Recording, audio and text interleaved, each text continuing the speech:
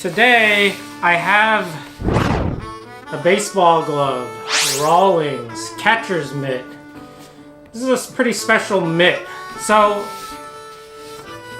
to go back a little bit, the reason why I have this mitt is because of my father-in-law. So my father-in-law is a big baseball fan. He is a fan of Johnny Bench, who was a catcher for the Big Red Machine, Cincinnati Reds. This is like in the 60s and 70s. And he always tells the story of going, walking to a sports store and looking at all the mitts and being like, wow, I wish I had a Johnny Bench catcher's mitt. Very much like this one. At the time, it was too expensive. I think he said it was like maybe $60, which in today's, standards, that may be like $600, but it was a lot for back then, especially for a kid in the 60s and 70s. And so he was never able to buy that mitt. Fast forward to today, and we have something called eBay.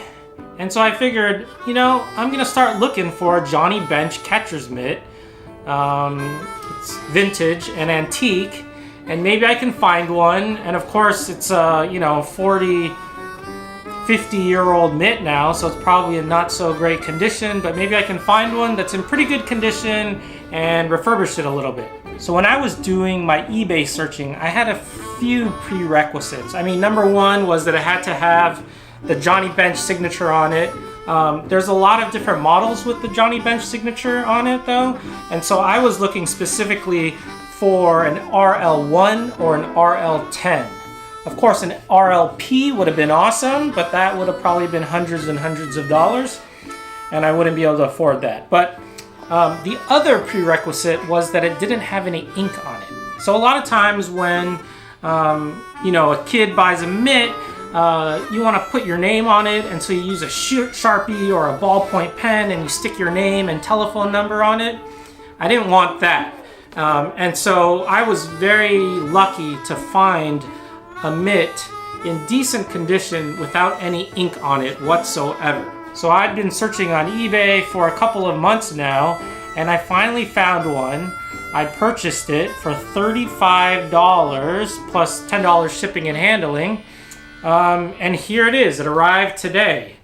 As you can see, it's in decent shape. The leather is, pretty much there. It's definitely extremely dirty, and it has, a few problems, like some of the I don't know what you call it, the stuffing from the mitt is coming out. The lacing definitely needs to be worked on. And then, I don't know, the lacing was done a little bit incorrectly, and so there's a little bit of, that's a little bit misshapen here. It's starting to form. But otherwise, the Rawlings label looks pretty good. This is a, it was hard. This is a Rawlings RL10.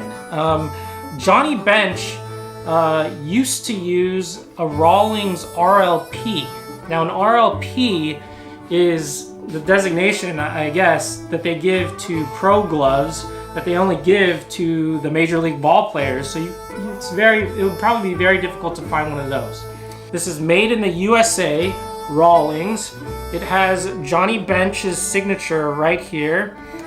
The thing that my father-in-law always talked about, being different about this Johnny Bench mitt, is that it's a two-part mitt. So if you look at a lot of catcher's mitts, they're actually in three parts. There will be the heel here, and then a separation, and then this kind of hook, and then this hook. But the Johnny Bench mitt, the one that he always saw in the store, the one that he always visited in the store, was a two-part mitt. That's what he described as. And so it's one part here and one crescent here. And it closes with this kind of double hinge right here, okay?